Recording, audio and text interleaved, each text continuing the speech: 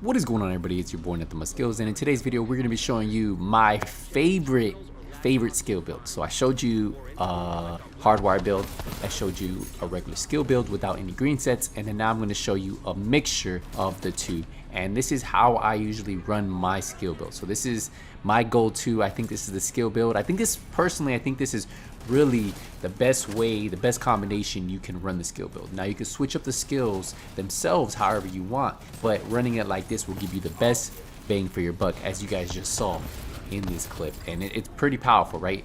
This whole thing right here is really powerful, and I just wanted to show you guys my build and show you how good it can be when you put it all together. So let's dive right into it.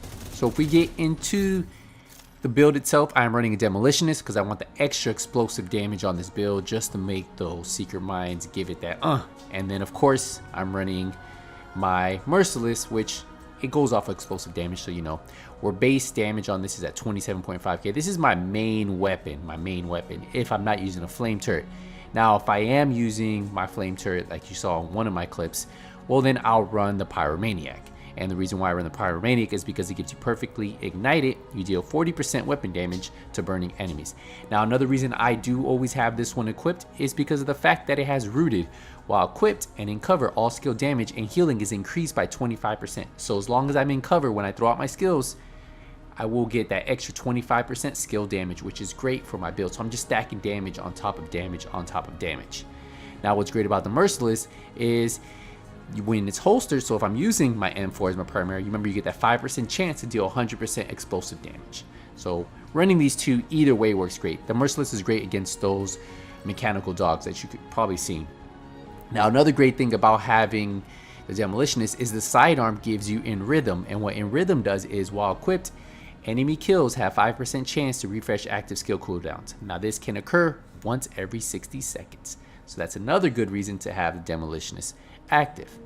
Now if we get into the build itself, I'm running 3 offensive, 6 defensive, and 14 utility. Now that is why I am pushing this with the BTSU gloves. So I'm running 4-piece hardwire. Now this is going to give me 284,000 armor, so almost 300k, right? I have a nice decent size health, 70k, and then my skill power is at 2795 on both my turret and my seeker bites. Now if we get into the mask is going to have 29% skill haste, 42% damage to elites, and then I have 1 utility mod, which I have skill power on there, and then I'm going to be stacking explosive damage throughout this build on the utility mods.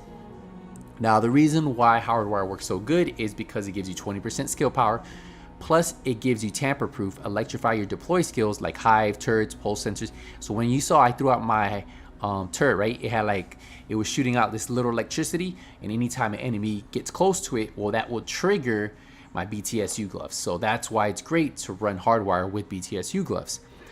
Now remember, if I get a kill with my turret, it's going to refresh the skill cooldown on my seeker mines. If I get a kill with my seeker mines, it'll refresh the kill cooldown on my turret, and then that can occur every 15 seconds. If we get into the chest piece, you can see I am running 3 attributes, 1 yellow, 1 red, 1 blue, and I have 1000 skill power. I have 6.5 headshot damage. I'd rather have weapon damage right here. And then I have 14k armor. We have hard hitting on here for 25% damage to elites.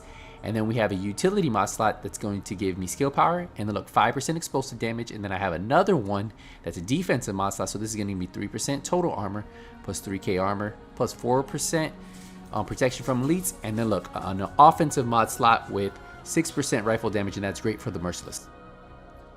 We get into the holster, and then the holster is going to give me a yellow attribute, a blue attribute, so we put skill power there. We put a 40k 1 health roll, so we can have some decent sized health in case I lose my armor. I have time to pop my armor kit. We have utility mod slot, which has 4.5 explosive damage, some skill power, and then we have another one that's going to give us skill power, and then 3.5% explosive damage.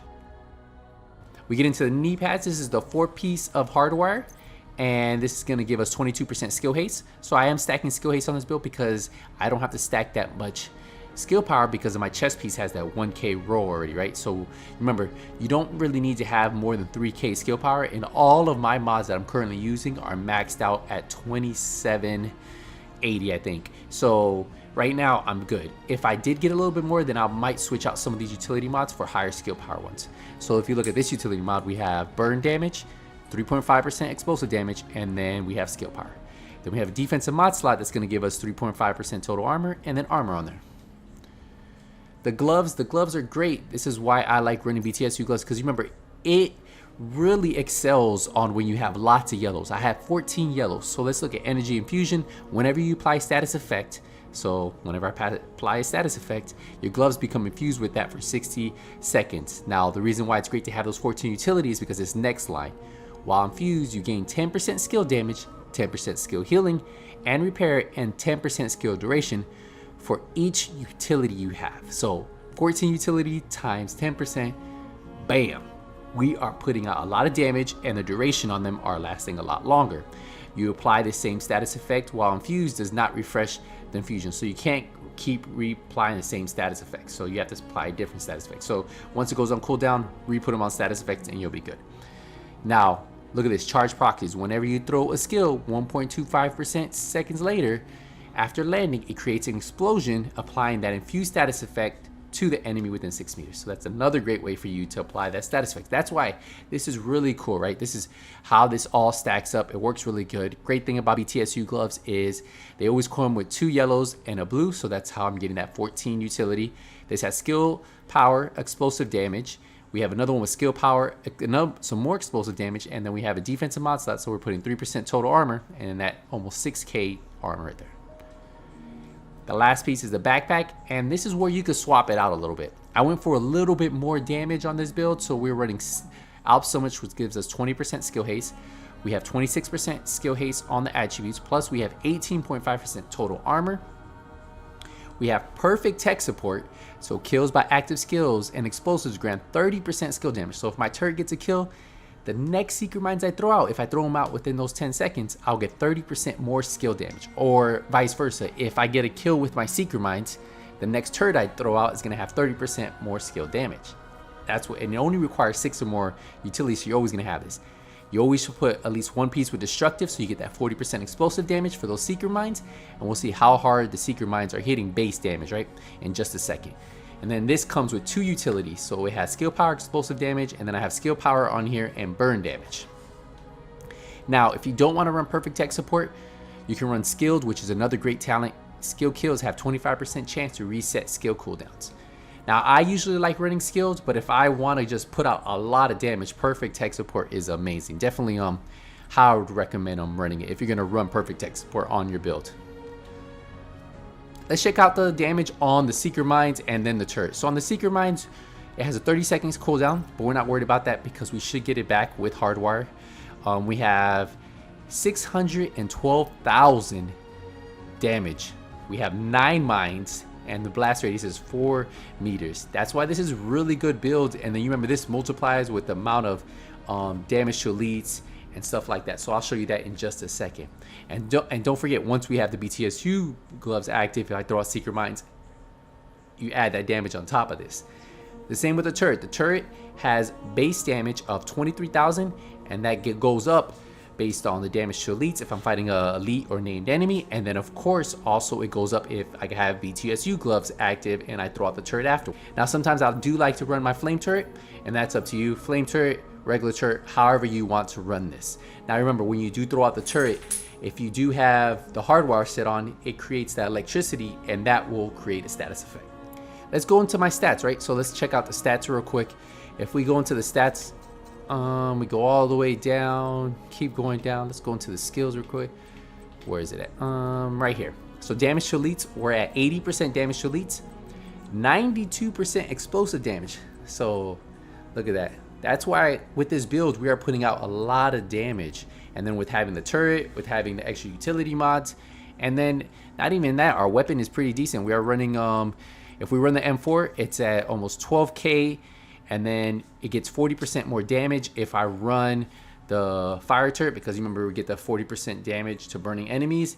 Not only that, if I decide to run my merciless, that already hits pretty hard. So this is how I run my build. This is definitely my go-to skill build. This is the perfect skill build for me, how I run it. I think it puts out a lot of damage. You get those skills back and you can just keep launching them and you hit really hard. So if you're looking for the best bang for your buck, the best way to run your BTSU gloves, and you have the hardwire pieces, this is how you're running. Now if you don't have the hardwire pieces and you just have the BTSU gloves, run the other skill build I put out. I think that's a great way to run that build. You get your skills back really fast.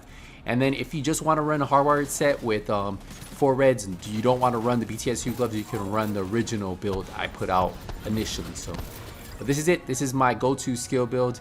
If you guys want to see how I run it just like this. I appreciate all the support, everybody. Thank you guys again, but we are going to wrap up this video. And until the next build video on Division 2, nothing but skills out.